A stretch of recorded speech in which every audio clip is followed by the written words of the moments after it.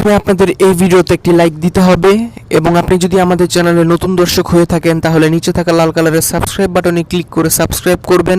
এবং পাশে থাকা ঘন্টা বাটনে ক্লিক করে অল সিলেক্ট করে দিতে হবে।